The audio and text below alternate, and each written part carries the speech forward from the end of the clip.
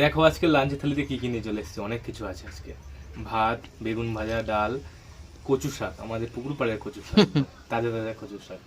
এখানে হচ্ছে এটা কিন্তু দেখতে ঢোকার মতন, এটা হচ্ছে ডিম ডিম আলু দিয়ে একটা পকোড়া টাইপের করা, আলু দিয়ে ঝোল, গা মাখা মাখা। কিন্তু এই জিনিসটা ঝোল পুরো চুষে নিয়েছে। হবে তো। খেয়ে ফেলি। এই রেসিপিটা তোমরা আমার চ্যানেলে শর্টসে পেয়ে যাবে, দেখে অবশ্যই ট্রাই করে নিও। তো ডাল খাই। সবাই কচু শাক বাজার থেকে কেনে, আমার ওই খরচাটা নেই। ওই বাচ্চাটা নেই, পুকুর পাত দিয়ে হয়। কলমি শাক পাই মাঝে মধ্যে।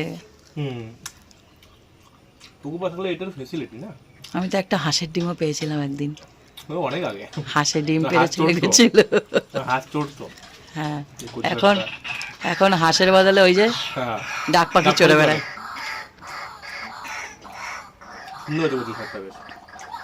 ঝোল নেই তো, ঝোল কি নেবো, মাখা মাখা। ওটা মাখা মাখাই পুরো ধোকার মনে হচ্ছে না, সেম। তো ডিম না বললে ডিম বোঝাই যাবে না। টেস্টটা কেমন আছে বল? ভালো না?